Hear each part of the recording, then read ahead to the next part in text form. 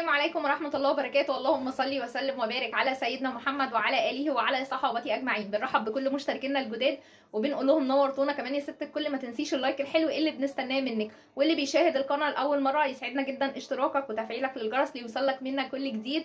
وبرضه ما تنساش اللايك الحلو اللي بنستناه منكم يا جماعة، ما تنسوش اللايك لأن ده بيدعم الفيديو جدا.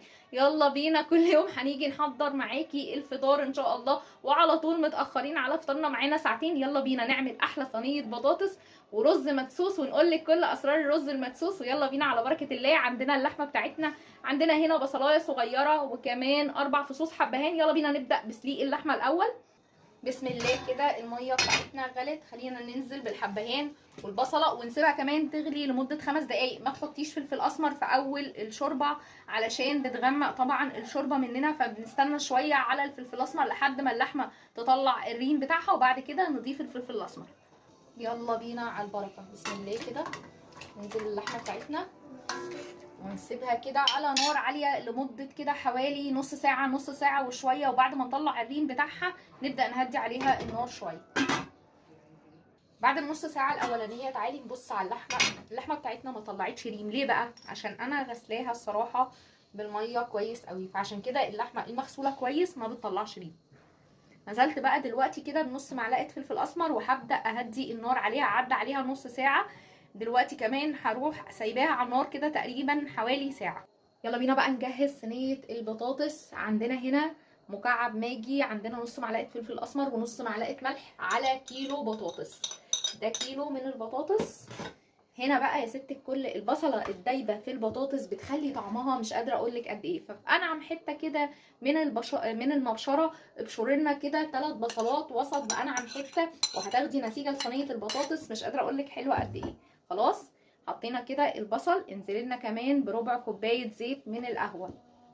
خلاص، وكمان حته زبده زي ما انت شايفه كده، تقدري تقولي كده نص معلقه. بتخلي صينيه البطاطس كده التتبيله دي كلها بتخلي كل ما قعدتي البطاطس في التتبيله دي كل ما ادت معاكي طعم حلو جدا لصينيه البطاطس. مجهزه لها ايه؟ مجهزه لها هنا 3/4 كيلو طماطم معصوره ومتصفيه من القشره. هسيبها كده على بال كمان اللحمه ما تستوي واحضر برام الرز. ننزل كده بيها بقى في الصينيه اللي يعني هنعملها فيها، ونركن البطاطس على جنب. لسه معانا حوالي تقريبا ساعة ونص كمان وشوية صغيرين. نركنها كده يعني لمدة نص ساعة كده كل حاجة مع بعضها لحد كمان اللحمة ما تستوي عشان ندخل معاها اللحمة. نيجي بقى للرز علشان نجهز كمان ندخله على طول عشان بياخد وقت شوية في الفرن. حطيت 3 فصوص من الحبهان زي ما هما مقفولين، بتدي برام الرز ريحة حلوة. كمان نص معلقه ملح، مكعب ماجي، تمام، ونص معلقه قرفه، نص معلقه قرفه صغيره. القرفه بتدي البرام ريحه حلوه وطعم حلو في نفس الوقت. ونص معلقه فلفل اسمر، ومعلقه زيت، معلقه واحده زيت علشان الرز يبقى معاكي حلو وجميل. الرز كده يبقى فيه سنه فلفله خفيفه، ما يبقاش عامل زي كله يعني كده ماسك في بعضه. حطيت معلقه من السمنه ونص معلقه من الزبده الصفراء. هتقولي لي طيب مش موجوده عندك غير هي حاجه واحده؟ حلو، تمام جدا، الحمد لله. حطي الحاجه اللي موجوده عندك، انا بتعامل بالحاجه اللي موجوده عندي. تعالي بقى نقلبهم كده تقليبه قويه في بعض لما كل حاجه تختلط كده بالرز.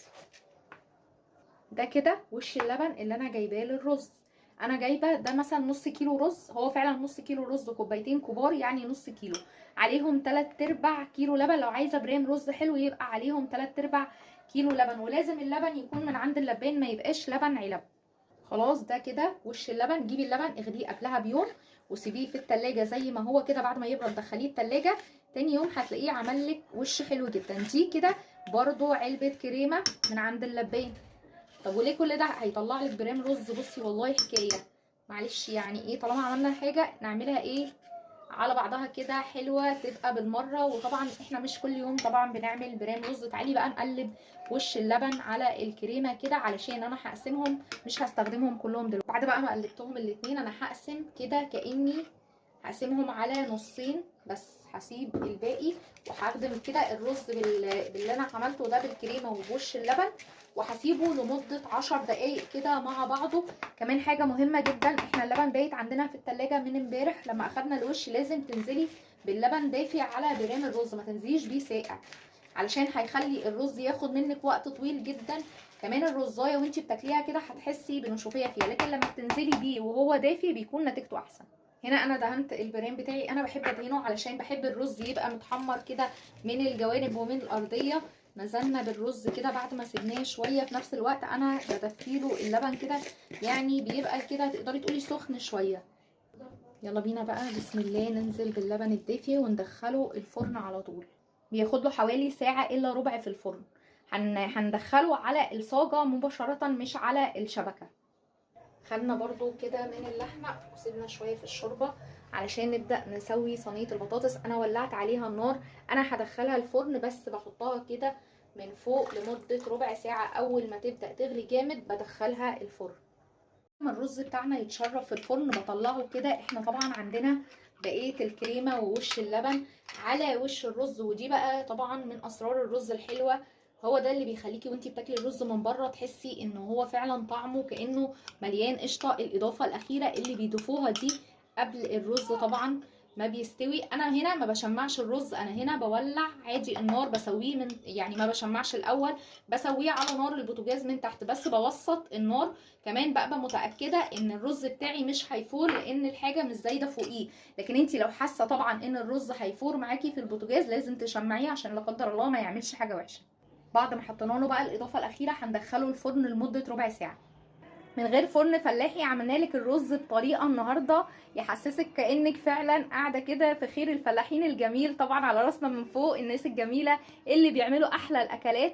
بصي وادي السلطه وادي صينيه البطاطس يا ست الكل، وطريقه العصير دي هتنزل على القناه ان شاء الله. وانتي بقى لو قلنا لك اسرار الرز عليكي ايه؟ عليكي الاشتراك وتفعيل الجرس ليوصلك منا كل جديد. طريقه الرز حلوه جدا يا ريت تجربيها، ولو عجبتكم القناه ما تنسوش الاشتراك فيها وتفعيل الجرس ليوصلك منا كل جديد.